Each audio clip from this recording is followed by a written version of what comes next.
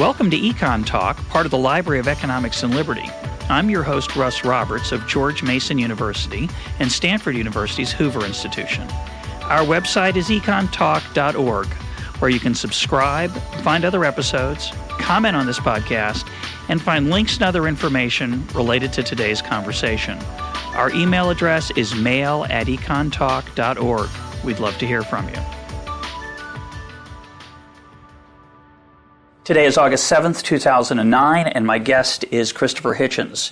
He's the author of many books, essays, and articles, including the book Why Orwell Matters, which is our topic for today. Welcome to EconTalk. Nice of you to have me. You start by saying that Orwell was right about the three big issues of the 20th century, imperialism, fascism, and Stalinism.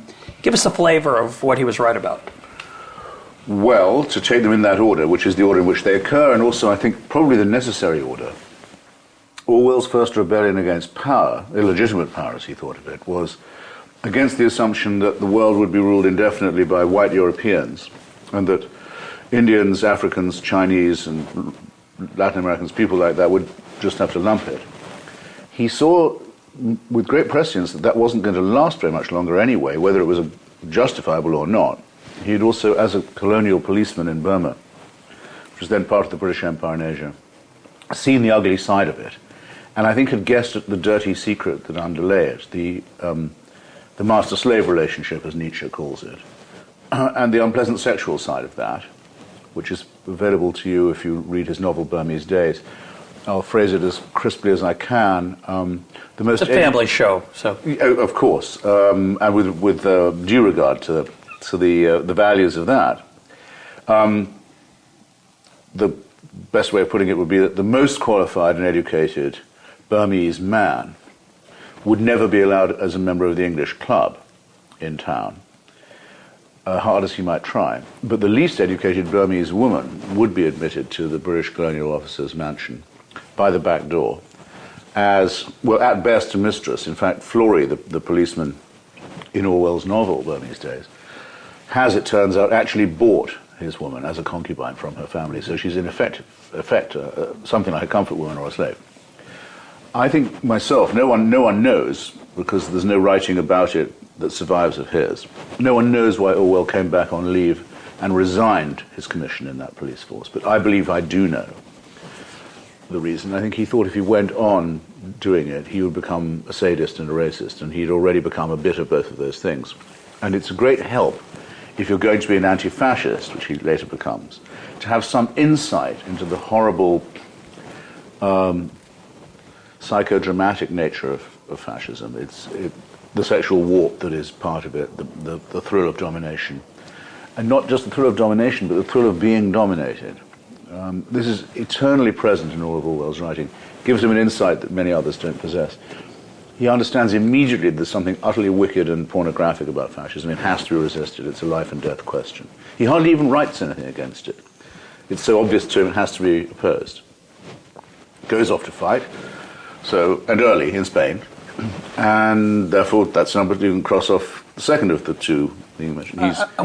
He's a prescient opponent of fascism. I want you to give a little background of his Spanish involvement for listeners who may not be aware of the Spanish Civil War. In Spain in 1936, the Spanish people elected a government that was, broadly speaking, as we call it, Republican. It was hostile to the traditional ancient Castilian Spanish monarchy, critical of the power of the church and the undue economic influence of the church, generally secular, left-leaning, a great threat to traditional Spain, which replied in the form of a military coup organized from its African colonies by General Franco to put down Catalan, Catalonian and Basque nationalism, which were also part of the Republican cause, restore the Catholic, Christian, centralized, Madrid-based unity of Spain on again the traditional monarchist and feudal basis, and wasn't ashamed in this enterprise to ask for the military help of Hitler and Mussolini, which was what made it an international cause. So those who had decided that Hitler and Mussolini had already gone far enough, many of them were brave enough to take themselves physically to Spain to fight in the armies of the Republic as volunteers. Which in turn that side was supported by... Orwell was one of those. Now I hope I've tried to succeeded in explaining some of the transition between Orwell's anti-imperialism, anti-colonialism, anti-racism, and his anti-fascism and anti-Nazism. But here's where he becomes an immortal figure instead of just a distinguished one. Within the civil war in Spain, there was also a civil war. There was a civil war within the left. Because as a counterweight to the support of Franco by Hitler and Mussolini, the Spanish Republic turned for arms and for money and for diplomatic support to Stalin's Russia, which was believed by many people at the time, many of the working class, and many of the intellectual classes too, to be a new utopia, to have solved the problems of racism, colonialism, imperialism, capitalism, fascism. Who needs any more to ask any questions? We already have a heaven on earth. It's on the other side of the Ural Mountains, far away, but ruled by a beneficent, godlike person out of whose bottom the sun daily shines. Joseph Stalin, Joseph Vissarionovich Dugashvili, the greatest Georgian of his generation. Discovering that this was a huge lie and that those who believed it were capable of anything was Orwell's third greatest achievement. And he did it while he was accused of something that must have wounded him very much, accused of undermining the anti-fascist front by telling the truth. Put yourself in that position. What am I supposed to do? If I tell the truth, I'm going to be accused of undermining the left in its hour of need in Spain. I'm going to tell the truth anyway. I'm going to say what is obvious to me. Communism is a fraud, at best, and a monstrous tyranny, more probably. And I've seen it in action. I know what it's like. And not all your listeners will know who Czesław Miłosz was, but some of them will. Well, he's dead now. He died at the age of about 98. He was the greatest Polish intellectual of the 20th century, seconded only by Leszek Kolakowski. And he wrote a famous book called The Captive Mind, which was a big bestseller in the United States in the 1950s when he Miłosz, left Poland, having been a communist, left the Polish government, moved to the United States and began That's the poet. He's a poet. Yeah. A very famous poet and essayist. Got the Nobel Prize. Yeah, and Nobelist. You just say his name so well. It's because I pronounce it as the Poles do, because I'm such a faggot for this kind of thing. Polophobe. Yeah, a polophile. Because of the W's being the being a special L in Polish. That's so you actually pronounce it's spelled Czesław Miłosz, but it's pronounced Czesław Miłosz. Anyway, in The Captive Mind, he says that when he got hold of a pirate edition of 1984, which was being passed around inside the Communist Party in Poland, in secret, read by the cognoscenti, they were all absolutely amazed. How does this guy understand so well how the system works? And when they found out who the author was, and that was an Englishman who had never been to the Soviet Union, who'd never been to a communist country, if that's not possible. He can't have got it so right without having lived under it. There's something wrong here. When you think that Miłosz is passing around a secret book within the inner party, and that 1984 is about the passing around of a secret book within the inner party, and it's in 1951 that he writes this, and about roughly 1950 that the book comes out, I think it's probably one of the greatest compliments ever paid by one author to another. Orwell never lives to see Miłosz publish this. Miłosz, I should say. But, in fact, in Catalonia, in Barcelona, the capital of Catalonia, Orwell had lived under, briefly, a communist regime, before most people had in Europe. He'd seen what the Communist Party was like and how it behaved when it was in the saddle, when it thought it was on the winning side. And he'd known what it was to live under a terror and to have people disappear without explanation and to have censorship and fear. If only for a brief time, it was a lesson for life, and for the rest of his life, which was to consist of another decade and a bit, he devoted himself to combating the prevalent illusion among intellectuals, which was that communism was the future. And, if you like, that would be a radiant and a nice future. He said it's neither. It's horrible and it will fail. And thus the closing years of his life, which are spent desperately ill fighting tuberculosis, see the publishing of a lot of very important anti-communist essays, but the two great classic novels, Animal Farm, and as he's dying, 1984. Mm-hmm. So that's number 3, and number 3 is a synthesis of the previous 2. In other words, I think in his 46 years, you can think of his life as being all of a piece, in that he was able to diagnose, analyze, and fictionalize, and critically oppose all the forms of illegitimate power of man over man that the 20th century was able to, and the 19th, had been able to furnish us. And trumpeted a warning that we still listen to and still hear. It's really a rather an incredible thing how well read, people still read his books, they still talk about his ideas.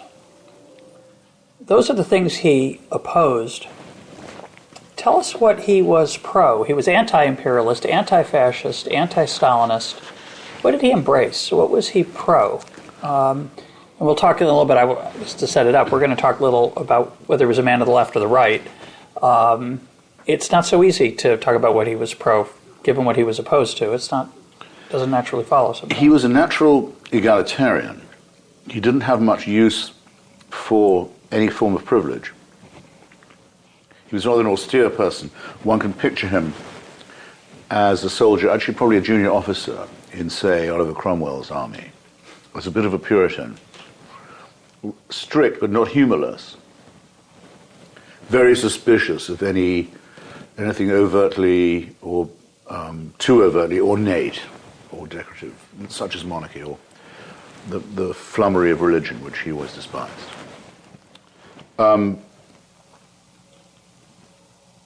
Very fond of the English people. There's a lot of talk about how he was quintessentially English, though in fact the first book he ever wrote was a critique, written in French, of British oppression of Burma, British economic exploitation of Burma. How Britain underdevelops Burma, it was called. He spoke perfect French. His most English-centered novel is called Coming Up for Air. It's about nostalgia for the English countryside in the Thames Valley. It was actually written in Morocco. He fought in Spain and was wounded, very nearly killed, shot in the throat.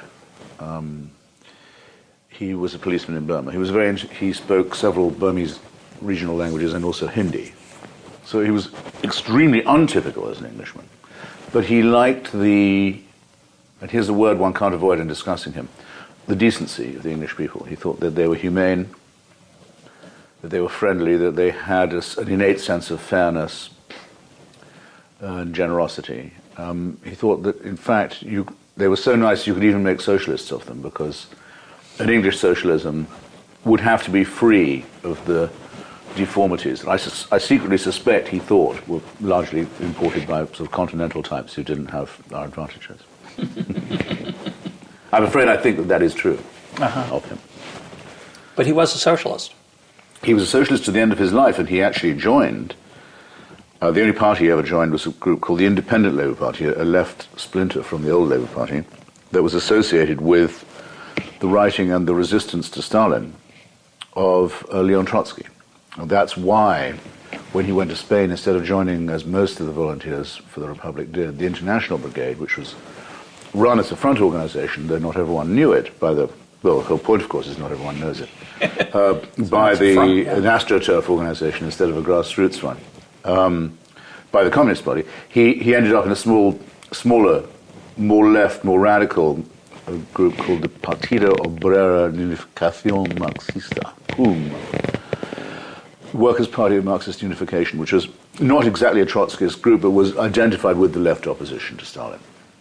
And if he hadn't, like that odd coincidence, drifted into that group, he might not have been able to tell the truth as he saw it, and as we now know it to have been true, about what the communists were doing in Spain in those days, and not just in Spain. The midnight of the century, as people used to refer to it, the time of the Hitler-Stalin Pact, or the rehearsal for it, when the two great totalitarian empires of Europe suddenly decide they have what is obvious to everyone, or should have been, more in common with each other than with democracy, and make a formal military pact. The worst moment of all. Then when it was broken, of course, Stalin just couldn't believe it. It's one of the stranger moments in history, right? That when Hitler invades Russia, Soviet Union, I'm told that Stalin refused to believe the accounts. It's true. It's absolutely true. Trotsky, who predicted it, he saw that after Neville Chamberlain had produced the sellout at Munich, that's known to all, where, as Trotsky put it, the British conservatives would sell democracy everywhere in Europe if it would give them 10 more years domination of India, which was what Hitler was offering them. Hitler's exchange proposal was, leave Europe to me, I won't attack you or your empire. We can do our own carve-up. Trotsky says, now Mr. Chamberlain has done that, the next move is obvious. Mr. Hitler will now make a pact with Mr. Stalin. That's his logical next move. He's been freed to do it. And he just happens to add, because Trotsky had this wonderful power sometimes of prescience. He said, and by the way, when this pact breaks down, it won't be Stalin who breaks it. Weird. I mean, someone could have got 90% of that right. To get it 110% right is quite good. Incredible. I'll talk about the Spanish Civil War for a minute, because for that generation, it was the transcendent international event. It's almost unimaginable to us today that intellectual elites volunteered to go fight and risk their lives. When we think of all the causes that the intellectual elites have followed since then, most of them don't involve personal risk. They involve standing back from the fray and cherry-picking points and making easy, pat remarks. It's hard to imagine that the great writers of today would go to... I mean, the only thing I can think of that's even vaguely analogous would be the football player who volunteered to go to Iraq at the beginning of the Iraq War. Mr. Tillman. And... No? But no, I can't remember. Who was it? I'm ashamed I can't remember his name. There was a man called Ben Tillman. Yeah, Tillman. But I don't know what game he played. He was a famous sportsman. He's a football player. He gave up a huge... He was killed in Afghanistan. Yeah, he was unfortunately by our side. And he was a successful athlete. But the idea you're picking the wrong analogy. The analogy is with the support of many European intellectuals and poets for the Greek War of Independence, the Greek Revolution against the Ottoman Empire in the 1820s, where the most famous figure, of course, is George Noel Gordon, better known as Lord Byron, who died at Missolonghi, not in battle, but of disease, but died having tried to help raise a contingent to fight for the freedom of Greece. But that was then, right? Yes, but it was very much... That is what gives birth to the idea of the Romantic movement, which is a huge influence throughout the 19th century. But what kills it? Why is it that to me... Well, maybe you disagree with me. But in Spain, by the way, it is true, of course, that a number of writers and intellectuals and poets in England, very famously, W.H. Auden, Stephen Spender, at least visited Spain if they didn't fight there. John Cornford, a great poet and contemporary of theirs, was killed there as a member of the Communist Party. Innumerable other writers of less renown were associated with it. But the ranks of the International Brigade were largely made up of Jewish garment workers from the East End of London, Welsh coal miners, Scottish coal miners, engineers from the Midlands, people who had seen, here's what I think is the crucial thing, the labor movement of Germany, the most important labor movement in history, the most successful, the best organized, the most democratic, go under to Hitler without a shot being fired. We'd seen the same happen in Austria in 1934, seen the workers' districts of Vienna reduced to rubble by artillery with barely resistance. Who'd seen one after another the great achievements of European socialism, the European labor movement, just fall to fascism, and decided that not in Spain. In Spain, we're going to draw the line. The working class is going to fight back now. Interesting. Yeah, they shall not pass was the slogan. No pasaran. This time, there'll be a fight. They did prevent the fascists from taking Madrid at the Battle of Jarama. It's still a song and story and legend that not all the compromises with and subversion of the cause by Stalinism can take away. The International Brigades, for a while, barred the road to fascism with their bodies in Spain. No one who's read the story properly can be, I think, unaffected by it. emotionally or fail to think of it as being as Bernard Knox, the great classicist who went to fight there, as well as still alive, at the age of 95. He said, can fail to think about it, whenever they think about it, as being a personal as well as a political tragedy that they lost. I like is it your so phrase? For Orwell, you see, to take on these people of this prestige at the time, literary prestige, political prestige, moral prestige, class prestige, if you want, all of this, and say, yes, you're quite right, we have to bar the road to fascism, but you're quite wrong in saying that you have to do it as a communist. That's to become the loneliest person in the world. Yeah, it's a little subtle for most people, a little too subtle. To risk complete not just isolation, but the worst kinds of calumny and slander, which are indeed going to fall on him. He's going to be accused of every kind of treason and treachery and lying. When he wrote his book, 1984, first, about the loneliness of Winston Smith, the person who thinks he may be the only person left in the world who's seen through Big Brother, its working title was The Last Man in Europe. When he handed it in to Martin Secker at Secker and Wilberg, that's what it was called. Martin Secker was the first person in Europe to read it, and said, I think we need another title. But and I think he was right, by the way. But that's the way Orwell thought of himself, to some yes, extent. Without becoming a monomaniac or an egomaniac, I mean to say, without becoming too solipsistic about himself, he remained always a fairly modest person, but he could have fallen victim to the temptation to think he was the lone prophet crying in the wilderness Jeremiah. with no one listening. Yeah. Yes. Is it your phrase, the power of facing? Is that yours? Or is it...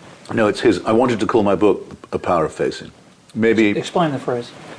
Orwell said, I think it's in his essay, Why I Write, he said that from a fairly young age he always knew what he wanted to do, which was to be an independent writer. And he said he knew he had, for this task, already the following two bits of equipment: a certain literary ability and a power of facing unpleasant facts. It's an oddly constructed phrase. One might say the ability to face, or right. The awareness of, or the unwillingness to duck unpleasant. It's just a power of facing. I thought was just... It's a beautiful one. It's very good. And his willingness to see facts that were not conducive to peace of mind, or a docile party line attitude, or an ability to go along, to get along. He would always notice how the facts are stubborn things, as John Adams put it. By the way, I'd like you to ask me a question about John Adams in a moment. All right. I was going to ask something about Thomas Jefferson. But... Well, there's the same. Not to allow myself too long a throat clearing here, but having said, I hope convincingly, that on the three critical points of the 20th century he was right, I should say the one critical aspect of the century I think he got wrong, or didn't get right, and that's the rise to prominence of America, the United States of America, and the American idea. Orwell had reservations about America that were partly cultural. He had a slight English snobbery about American mass culture, though he admired aspects of it.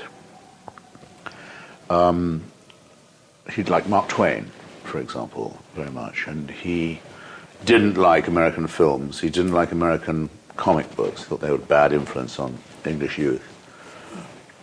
He also saw that, though the British Empire was bad, that taking over of its colonies by America that was coming, clearly, might not be that wonderful either.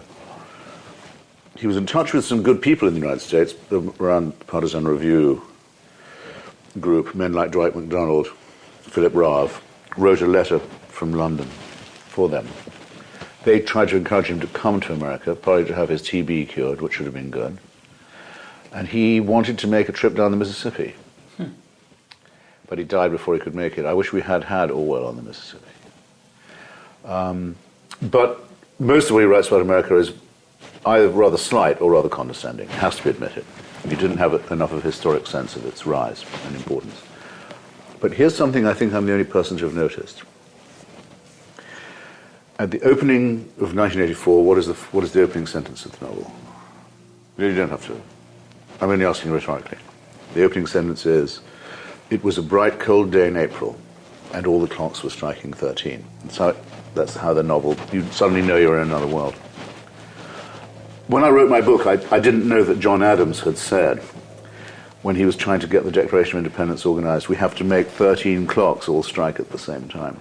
It won't work unless all 13 colonies join at the same moment. I hadn't known that, but I had noticed, and it is in my book, that in the Dictionary of Newspeak, that's the end of 1984, when he describes the new language of totalitarianism, the attempt to organize a dictionary that makes certain thoughts unthinkable, certain concepts unavailable to human mind, by jargonized propagandistic language. He gives an example of a sentence that couldn't be rendered in Newspeak, and it's this: we hold these truths to be self-evident. That's how it begins. I don't have to finish it for you. Now, the Jeffersonian preamble could not be rendered into Newspeak. It would be wonderful if I could show that he knew that the first sentence is also an echo of John Adams, because the Jeffersonian is almost the bookend at the end, because the Newspeak dictionary is an appendix to the book. But I think he had studied and appreciated the American Revolution. I know he was an admirer of Thomas Paine, as all English pamphleteers and radicals were. And so one of the many senses of the unfinished that one has with Orwell, so awful that he drowns in his own exploded lungs, of a poverty disease, like a Dickensian death, totally avoidable at the age of 46, at the height of his powers. One of the things is that we'll never get to hear how fruitful a proper engagement between him and America might have become. Talk about Orwell's view of language, which you also mention. Talk about quite a bit about it in the book. What was his contribution there? Why does Orwell still matter when we think about language? Well, Orwell thought that a lot of the work of illegitimate power is done for it by slave volunteers who all they need to do is to use what the French call the langue du bois, the wooden tongue, the tongue that has removed all meaning from language. In other words, that you would describe, say, the forced confiscation and dispossession of agricultural workers as collectivization. Half the job is done. If the government can get it called that, they're halfway there. Euphemism was the thing that he was best noticing. So a euphemism I would define as the finding of a nice word for a nasty thing. So, there are so many. I suppose the most famous one now, so famous that no one ever tries it, would be collateral damage for civilian casualties. No one would have, I think, no one would be able to say that with a straight face anymore. Even to say, use the word purge, which we now, of course, think of as a hateful word. We didn't at the time. Purge is a cleansing. Yeah, it sounds good. For the mass murder by show trial and disappearance and secret execution of your political opponents, say. Appeasement, remember, at the time, was the word that the Tories themselves used. Appeasement means the peaceful composition of differences, the slaking of certain... It's an agreeable word. Right. It's only through history that it's become... Yes, as the word collaboration doesn't ever have, again, quite the same ring as it once did. So that's, of course, the revenge of history on euphemism, that the euphemisms themselves become... Yeah. As we would now, if I was to describe you as ethically challenged, you would know that there was a deadly sting to that, because it was once a word that was used to soften the description of something disagreeable, such as disability or crippledom, to give it its right. So Orwell was dead set against all that, and he gave tremendous examples in his criticism, his essayistic literary criticism of the way in which propaganda imports itself into the language and putting people on their guard against it. And I think he taught not just his own generation, but succeeding ones, the importance of that.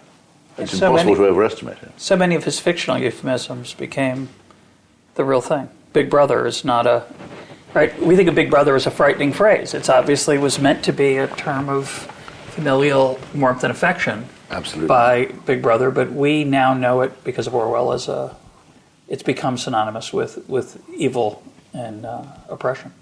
Precisely. It's a little strange that people use his name as an adjective to mean the misuse of language. Well, it's something funny. as Orwellian means it's a euphemism. It's like people say Kafka-esque, or something that Kafka would have hated. It's true. This is pardonable, I think. I mean, one can't probably avoid it. But if you describe a person as an Orwellian, you pay them a compliment. Yeah. If you describe a situation as Orwellian, you're describing something that's very dark. Hellish. Possibly, and here's where the uses of pessimism may come in, possibly so dark as to be without a dawn. I think it may have been Lyle Trilling, at any rate it was one of his contemporaries, who said of 1984 that the power of it was to completely foreclose any hope by the end. There's nothing Winston Smith can possibly do. He's been totally broken. Not just broken, he's been recruited. He loves Big Brother. There's the last man in Europe, the last dissident, has been tamed. The argument that many people made at the time, Isaac Deutscher, who I otherwise admire, made this case. So this is a situation that encourages people to despair. It teaches people that there's nothing you can do. It's reactionary in that sense. Others, I think, a bit more alive to it. Well, I think Deutscher meant it genuinely. Yeah. Others, a little more alive to what Orwell was trying to do, said no, because if you can imagine it being that bad, you can in fact imagine not overcoming it, but preventing it. Yeah. It was a klaxon. Don't think yourself into Winston Smith's situation. Think of what you can do to stop yourself from collaborating and becoming someone in that situation. And in that respect, we can say that the book is genuinely historic because the impact that it had in the enslaved countries of the Soviet sphere among not just intellectuals, but people who later became leaders of independent trade unions and so forth, cannot be overstated. And how do we know that? I've met people in Czechoslovakia, as it then was, the Czech and Slovak lands, in Poland, in East Germany, who were enormously affected by reading Animal Farm and or 1984 in various Samizdat editions.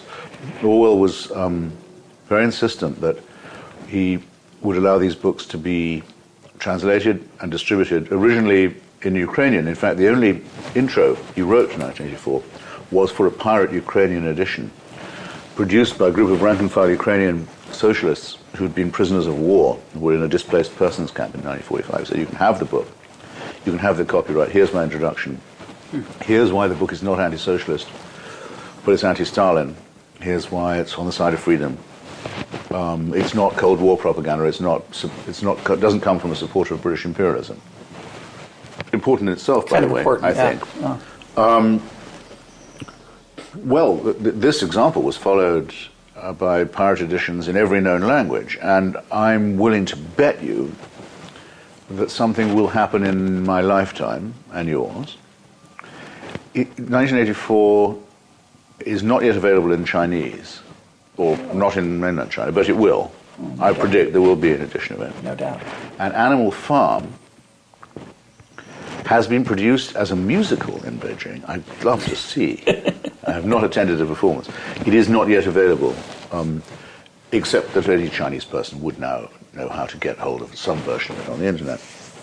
And there will be a North Korean version. Yes, there will, because no one has ever been able to go to North Korea, as I have.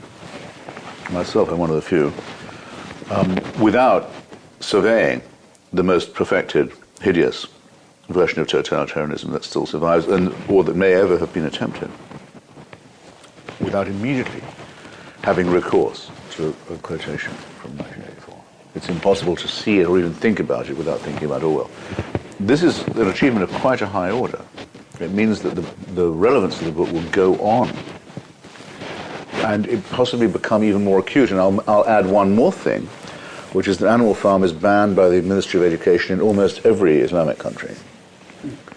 in some cases, because of its mention of pigs, but not all mentions of pigs are forbidden by Islam. Pigs can be understood, and after all, pigs are not represented exactly in a heroic light in Animal Farm. No, it's very clear, and it was made very clear indeed by the prohibition on it in Iran, that it is banned as a satire upon absolutism. It's banned in the same way as the Shah of Iran didn't like having public performances of Macbeth. So again, it has, in these attacks upon itself, it earns the compliments that are only accrued by great literature. You've mentioned in passing something you talk about at length in the book, which is the left's reaction to Orwell. And I think the way you put it is, it's a little strange that an anti-imperialist, a deep defender of the working class, and a strong egalitarian should be almost caricatured when talked about by the left. So talk about why that is. You've sort of mentioned in passing already, but talk about it in more detail. There's a deadly trapdoor built into a large floor of the left mentality. If I haven't mixed the metaphor by phrasing it like that, I don't think I have. I mean, it's this, that it's quite right to value solidarity. It's quite right to value fraternity and all of these things that keep the movement together in hard times. But what this can undervalue or even treat with suspicion is the person who thinks for himself or herself. Can be suspected of being a traitor, a blackleg, someone who lets down the front of solidarity, the fraternity that's necessary in a war. And, or worse, gives comfort to the other side. In fact, the vulgar phrase for this, which isn't a leftist phrase actually, it's a sort of phrase that any public school or regimental or team spirit a conservative would recognize too. You know, you don't give aid and comfort to the enemy, you don't spread alarm and despondency among your own side. It's a tribal feeling rather than a leftist one, but it's peculiar to the left in that it can be like being a strikebreaker or someone who is a traitor. And a scab, by the way, is not a euphemism. No, scab is not needed by no means, nor in a way as blackleg or scab herder or any of the other equivalent terms. And this has another element that's, I would say, a leftist one in its way, which is a form of leveling rather than a form of egalitarianism, but that says that people who do such things do so for the lowest motive. That once you've found the lowest motive for someone breaking ranks, you've probably found the correct one, in other words. So that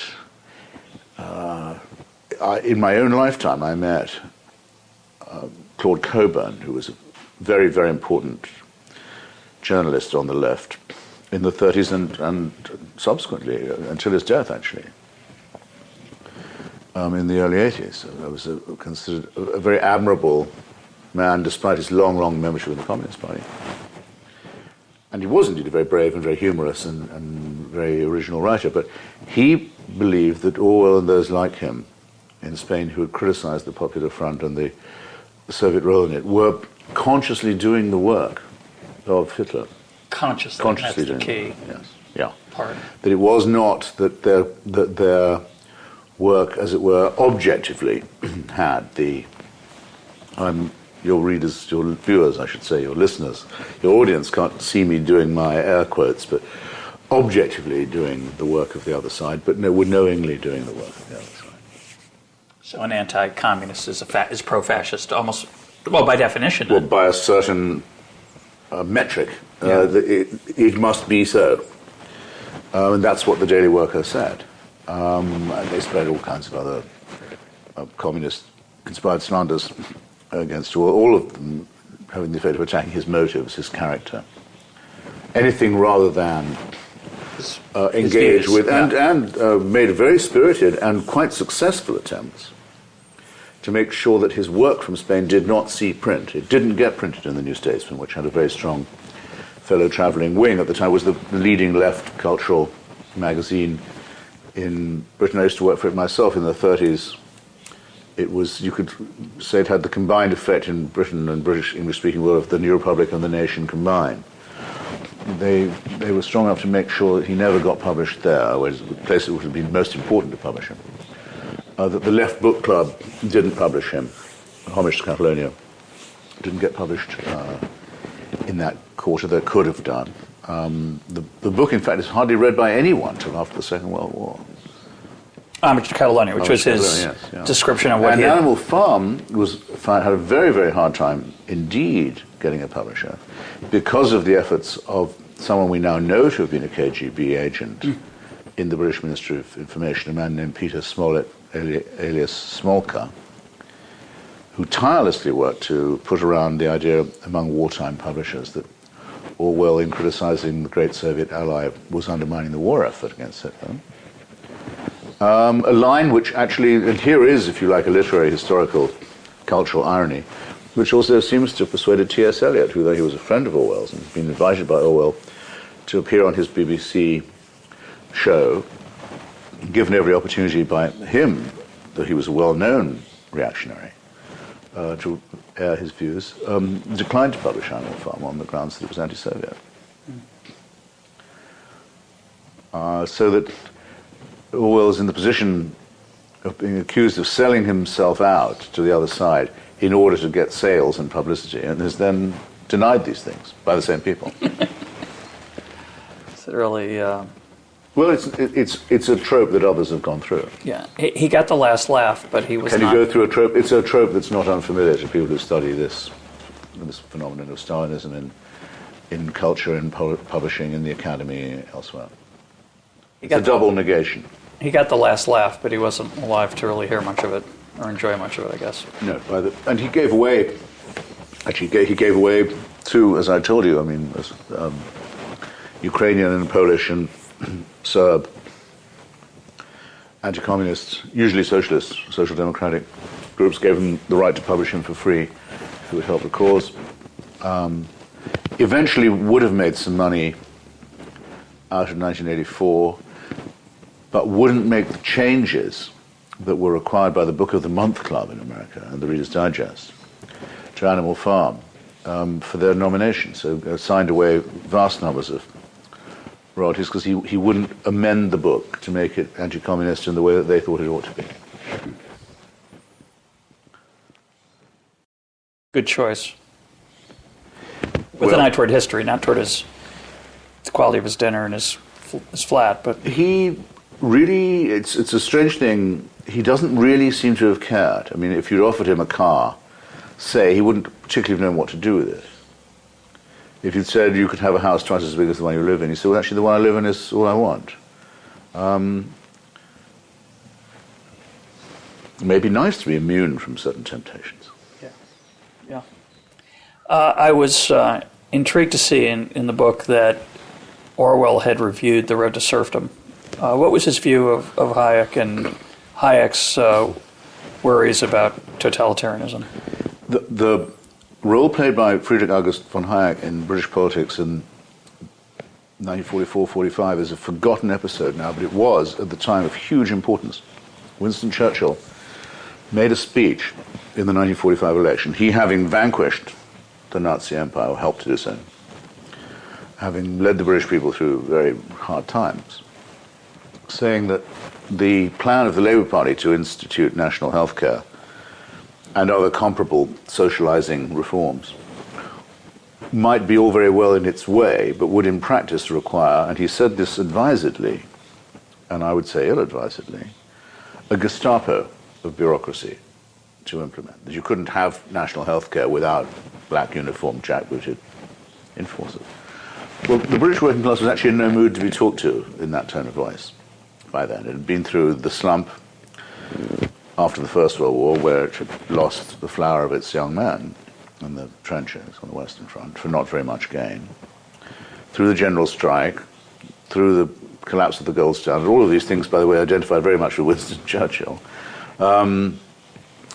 through the long conservative collapse in front of fascism, through a bloody awful war, where they'd been, what housing they had been bombarded, when a lot of them hadn't even been allowed to join the armed forces. They were so ill. There were so many people with deficiency diseases, things like rickets, bad teeth, poor eyesight, third world health conditions. They were pretty determined to vote that the end of the war would bring the end of this sort of regime of neglect. And then to be told that they were voting for a Gestapo was just a little much. Didn't sell so well. Churchill's rhetoric wasn't always as golden as some people think. Anyway, it is said, perhaps unjustly, that speech was suggested to Churchill by Hayek himself. I have some reason to doubt it, but it certainly was influenced by what Hayek had written in The Road to Serfdom. And Hayek did have a position as some kind of consultant at that point to Conservative Central Office, to the research department of the Tory party. So he got blamed for what became known as the Gestapo speech. And there's no doubt in my mind the Gestapo speech helped Churchill to lose that election. Though I'm pretty certain the Tories, under any leadership, would have lost that one for historical reasons. At any rate, at around that time, David Astor at The Observer has the clever idea of asking Orwell to review The Road to Serfdom. By the way, I just say, entre parenthèses, in parentheses, it's the sort of difference a good editor can make. Is to think, okay, there's this book by this relatively unknown Austrian. I wonder who'd make a good reviewer for it. Think of Orwell. Because it leaps off the page when you see it in neglected Orwell. Orwell on Hayek. Who thought of asking him to do that? It's short piece. It shows that he's clearly read and understood the book. And he begins by saying, this is the wrong book at the wrong time. The working class has been through fascism, war, slump, mass unemployment. It much prefers the risks that are run by state intervention to the risks that are posed by continuation of laissez-faire, or capitalism as they used to know it. And they've made up their minds to this. However, he then adds, almost as an afterthought, it would be stupid to ignore the point that Professor von Hayek is making. He probably didn't say von, probably said Professor Hayek is making, which is that if a certain share of the national income and the gross domestic product passes under state control, past a certain point, that will become a tyranny. And the citizen will lose his liberty, and if he loses that, he may also lose his welfare. It's not unlike the Benjamin Franklin admonition, don't trade liberty for security, because you may end up with neither. I don't know, it would be nice to think that was in Orwell's mind too. But anyway, there it is. And this at a time when the social democratic, at any rate, consensus among the British intellectuals, including the conservative ones, is almost 100%. So once again, he manages to be the one who is just slightly out of step, just slightly not in tune, who can see beyond the view that welfare state Toryism or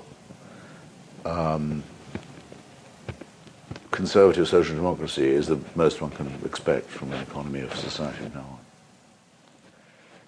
As someone who would like to see the world move toward a smaller role for government spending, it is remarkable how much freedom we have preserved. There's disputes about how free we really are, half empty, half full, but it seems to me that the worst fears are not realized, at least yet. And yet government grows bigger every few years in the United States, and in Europe it may start to reach a level where people are going to push back a little bit, but it doesn't seem to be obvious. Harold Lasky, who, the old socialist and strong advisor to the Labour Party in that same election, who I think alternated in the chair at the London School of Economics with Hayek, I could be wrong about that, used to say, in response to Hayekian and Churchillian criticism, look, if you can plan for tyranny, if you can plan for state control, if you can plan for authority, perhaps you can plan for freedom as well. It's not inevitable that planning is only a one-way street. And I think a lot of people felt comforted by that and thought, well, freeing people from fear some simple terror that if they got sick, that would be the end of their lives. It wouldn't just be the end of their lives physically as healthy people, but they wouldn't have a job or a house either. Everything would go. They couldn't raise their children. They couldn't educate them. Take that away by some government intervention. Are you saying people are less free or more? More. Come on. This went on. This went on working, I think, as did analogous concepts such as the New Deal. Didn't begin to hit diminishing returns until quite late. Churchill's view, therefore, was considered by many people alarmist, and the Conservative Party went out of its way to drop it for a long time. Orwell was more worried by state control over things like the media and the war economy. Rightfully so. Yeah, when he thought of an overmighty state, he thought of things like the nuclear state. In fact, one of his very best short essays is written in 46, maybe it could be late 45. It's post Nagasaki, post Hiroshima, and it's called "You and the Nuclear Bomb," or "You and the Atom." Sorry, it would have been called "The Atom Bomb." "You and the Atom Bomb."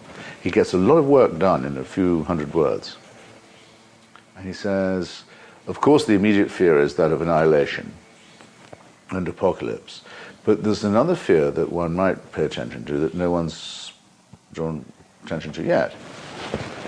What if this kind of weaponry makes the state completely invulnerable? So that no guerrilla warfare, no insurrection, no revolution could ever overthrow it. The state would be armored behind a sort of, he doesn't say plutonium, but behind a shield that was impenetrable. It would lead necessarily to a tyranny which would have the horrible idea of being unoverthrowable. An interesting issue. It's an interesting observation. So he was certainly, as many leftists, ab initio are supposed to be. And Marxism is the first ideology to pronounce the idea in so many words of the withering away of the state, of replacing the government of men with the administration of things, as Marx puts it very well. I think it's in the 1844 manuscript. The sight of this had been lost by the struggle to replace predatory and fascistic capitalism and imperialism with social democratic government, where government was considered axiomatically good for that reason. But the idea was that one should always have a weather eye to the overmighty state. Suddenly, at the end of the war, the earth appears to be covered in military superpowers, whose rivalry, this is Orwell's great insight, may conceal a secret sympathy they have with one another and a common interest in maintaining a balance of terror. There were moments in the Cold War where one was forced to think that that might be what was going on, that the Cold War had become about itself only, no larger or nobler subject. It was never quite true, but it was never quite untrue either. Well, certainly. And there were certainly managers of it, people like Henry Kissinger, for example, I would nominate, and possibly Hal Sonnenfeld, who felt far more sympathy with the managers of crisis in Beijing and in Moscow than they did with troublesome movements in subordinate countries like Czechoslovakia or Vietnam. So Orwell's never completely wrong. And even when he's wrong, he's got hold of an insight that needs to be retained. So he was, in your mind, a leftist, but he was also... A radical, certainly. He was embraced by the right. A radical, certainly, and because of his emergence out of a family and a society that he had every reason to distrust. I mean, his father, after all, had made a living out of selling Indian opium under British imperial auspices to China. He was compelled to buy it, and it's very fascinating that there's no mention of any father in any of Orwell's works, not at all. Except very occasional, very distant, and always very negative references, even when he describes England as a family with the wrong members in control. We're a family, but the wrong members in control. He describes various poor relations and aunts who are horribly sat upon, and various rich cousins and so on, and who are awfully kowtowed and deferred. There's no father in this family. At least he called it Big Brother. Could have been worse. Then you see it's Big Brother, whereas obviously the analogy to the totalitarian dictatorship is the unchanging eternal father. Yep. But he's already coped with that by an early essay in which he says that his initial problem with Christianity, I think this is in Such Were the Joys, his book about his prep school, was that you had to love a father figure who you also had to fear. An insuperable problem for Christianity, of course, that he saw coming right away. But so we know that he was fond of his mother. We know that he couldn't bring himself to talk about his father, and that his general attitude to family life was somewhat distraught.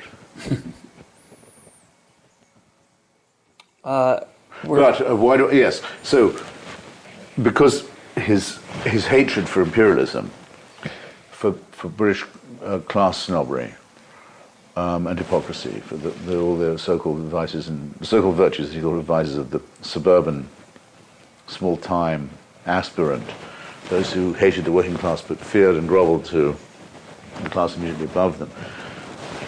He was not going to be able to express his dissent in a conservative form. He had no choice but to move to the left and to the underdogs and the working class.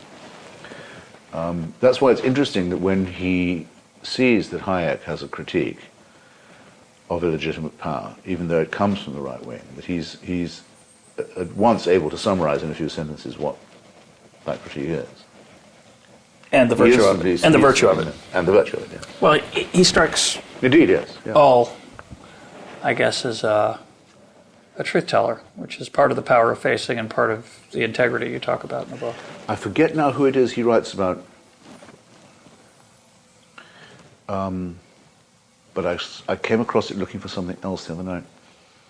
He's writing about someone whose religious opinions he finds ridiculous, even contemptible, but he says there's something charming about the person. He said if all Christians were like this guy, the reputation of religion might not have sunk as low as it has. I'm paraphrasing this poorly, but he was always willing to be fair to an individual, even if that person represented a cause or a party that he found objectionable. We're almost out of time.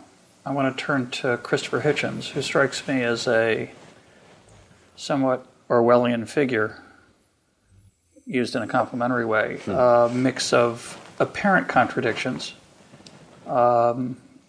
someone who's taken political stands that I'm sure have cost you some calumny, maybe not at the level of Orwell's, or maybe, I don't know. But do you see yourself in his footsteps? No, I've had to write very firmly about this because some people have very kindly said what you just said. And others less kindly have said, aha, Hitchens wants the mantle of Orwell and so forth, by which they don't intend a compliment. It's non-Orwellian in that way. It's a paradox. And I say, well, both, for whatever reason, kindness and generosity, or it's obvious that anyone might want to say this, it wouldn't be true. I mean, the most conspicuous thing about Orwell, I think, is his moral courage. He never had a steady publisher. He never had a steady job. He never had a steady income. He was always ill. He was always insecure, and he often had to risk, and did risk, his life. I haven't had to do any of these things. And I have a hard time filling the quota of stuff that people want me to write and publish. I mean, I always got something I'm supposed to be doing for which there's a space already reserved once I've written it. That wasn't always true, I have to say, but my struggle in the garret wasn't a very epic one.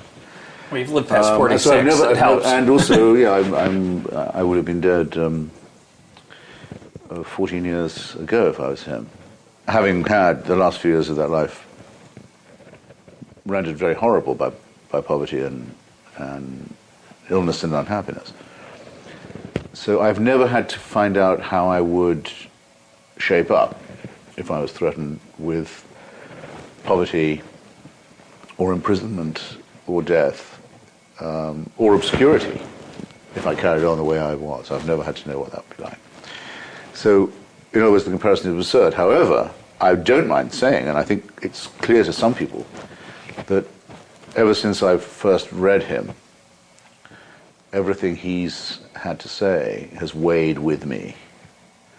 And if that didn't show, I would be surprised. He must be the person I most often quote or cite, quite unashamedly.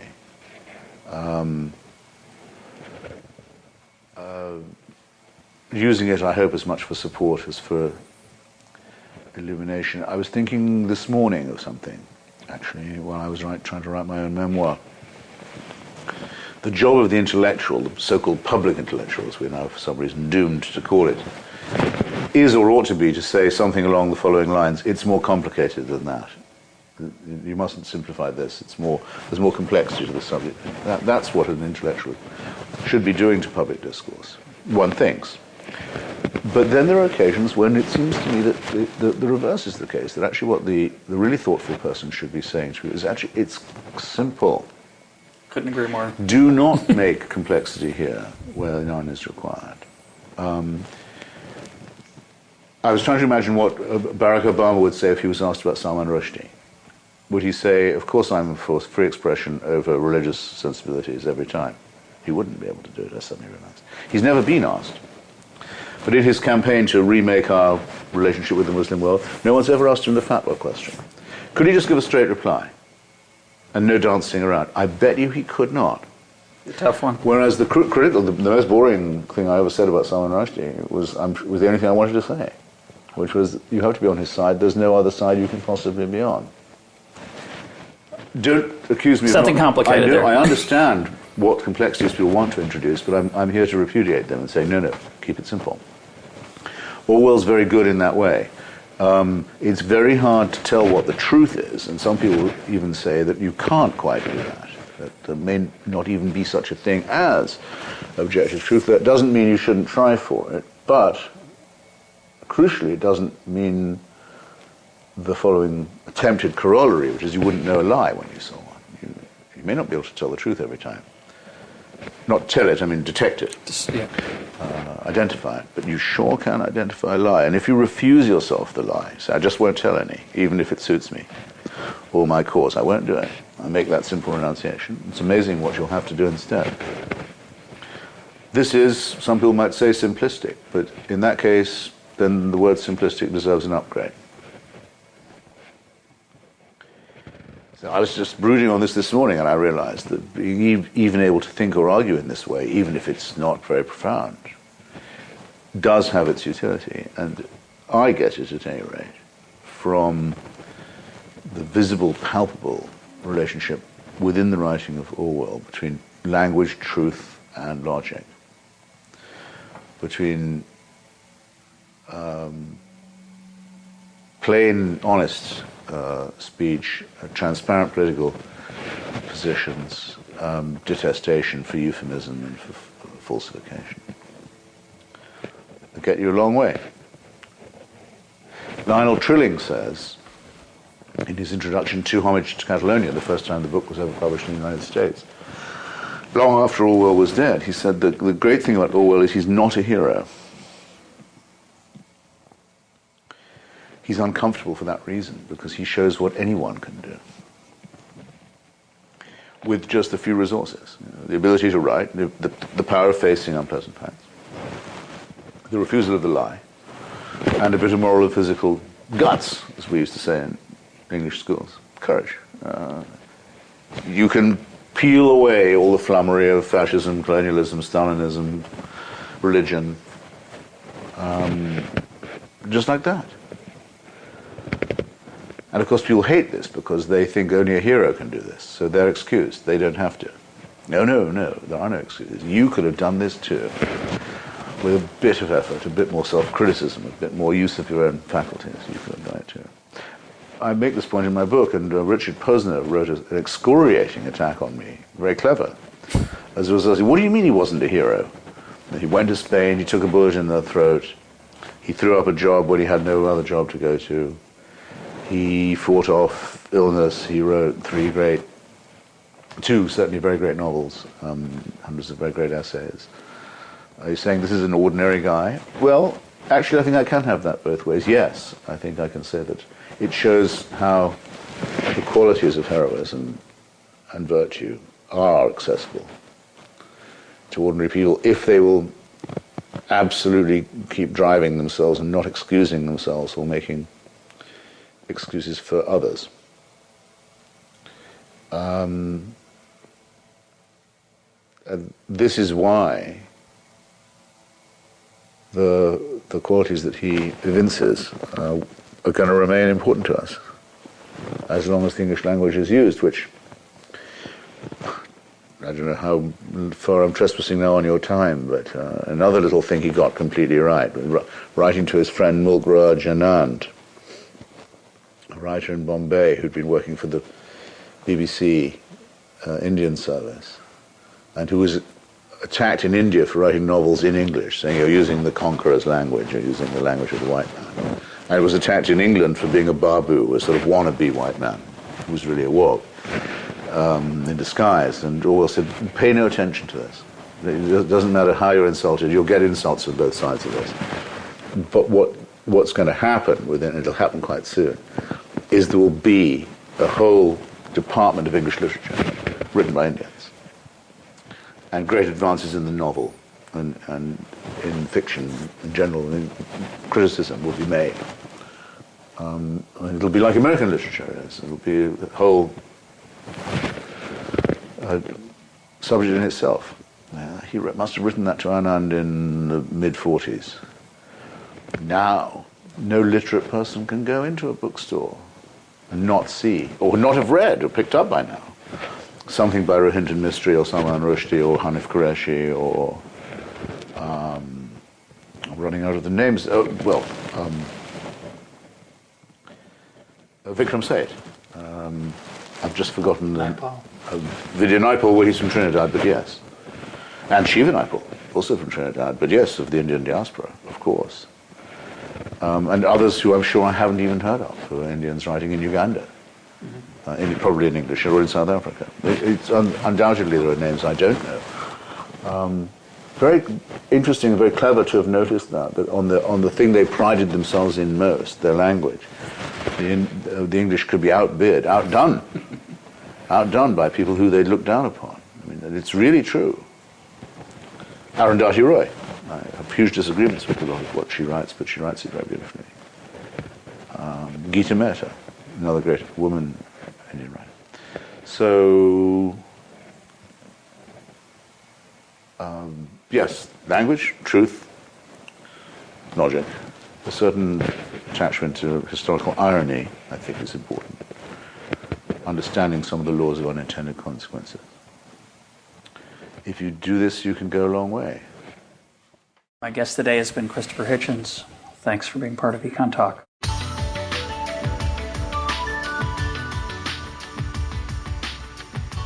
This is EconTalk, part of the Library of Economics and Liberty. For more EconTalk, go to econtalk.org, where you can also comment on today's podcast and find links and readings related to today's conversation. The sound engineer for EconTalk is Rich Goyette. I'm your host, Russ Roberts. Thanks for listening. Talk to you on Monday.